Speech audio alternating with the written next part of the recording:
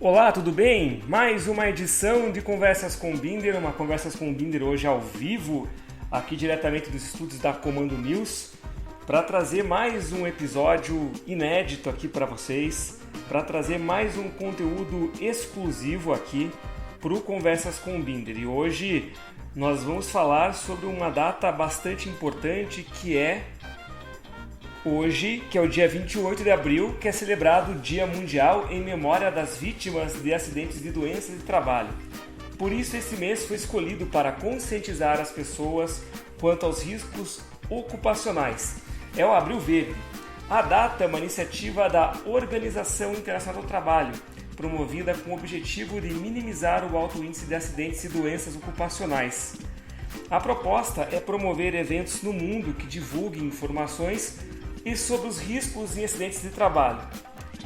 Embora ainda não haja dados oficiais, acredita-se que durante a pandemia e o estresse e a ansiedade estejam contribuindo para aumentar os índices de acidentes ocupacionais.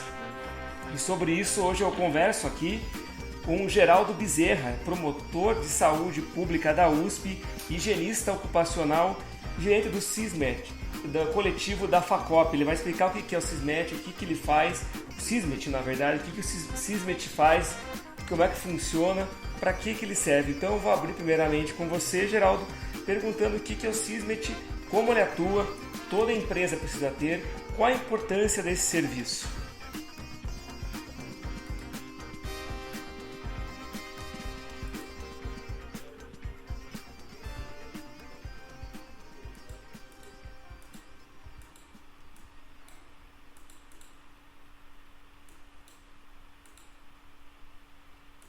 Medicina do Trabalho. Atua especificamente na prevenção, rastreando, identificando, minimizando e principalmente neutralizando todo e qualquer risco que o trabalhador venha a ser exposto. A empresa que precisa do SESMIT, ela está dividida em 4 segmentos, em 4 graus de risco. Risco 1, 2, 3 e 4. Então, para cada grau de risco e uma quantidade de funcionário específica, há necessidade da contratação de uma equipe multidisciplinar, que vai de técnico de segurança do trabalho, técnico de enfermagem, engenheiro de segurança do trabalho e médico do trabalho. A norma regulamentadora número 4, no seu quadro 2, chamado Dimensionamento do SESMIT, estabelece quais são as devidas contratações e suas quantidades.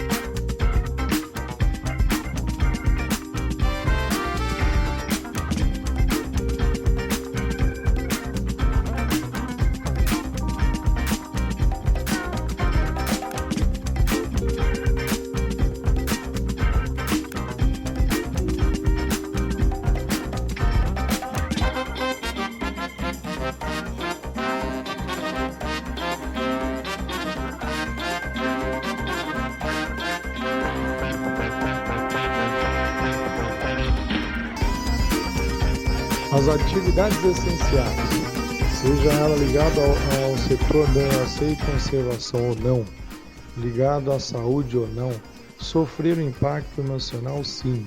Isso acarretou um aumento nos afastamentos por doenças psicossociais, até por somatização.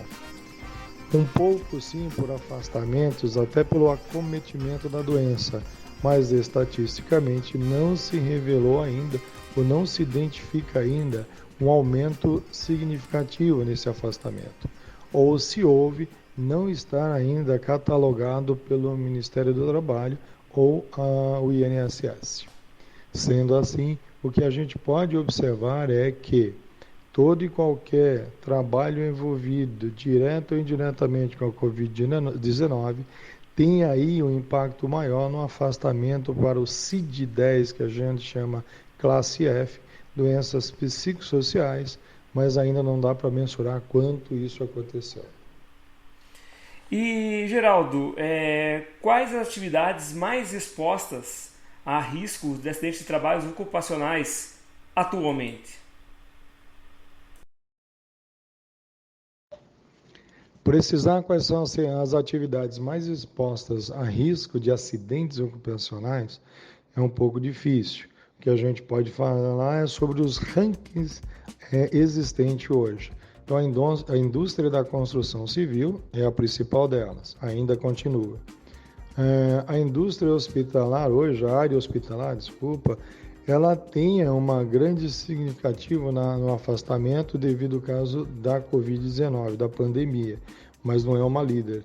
Depois da indústria, nós temos a metalurgia. O asseio e conservação, ele reflete exatamente aonde ele presta serviço. Então, os nossos colaboradores, as nossas atividades, limpeza, portaria e tal, carrega o risco do tomador de serviço. Então, se ele estiver numa indústria da construção civil, ele vai sofrer, ele vai participar desse risco. Na indústria metalúrgica, idem. Então, o nosso asseio e conservação, ele figura entre o 7º e 8º lugar no risco de acidentes. Os principais são, o que nós já falamos, construção civil e metalurgia.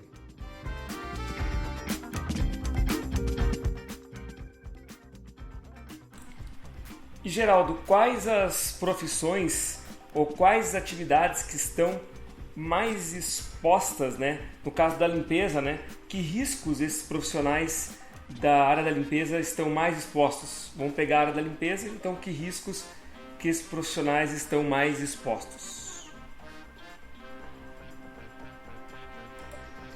A limpeza agrega o seu risco diretamente ao tomador de serviço. Se for a área hospitalar, riscos hospitalares, principalmente o risco biológico. Risco da metalurgia, risco de acidente, risco físico e químico. Se da construção civil, risco de acidentes, ergonômicos, principalmente acidentes, e assim vai. Então, na limpeza, os riscos profissionais estão diretamente ligados ao tomador, aos riscos do tomador.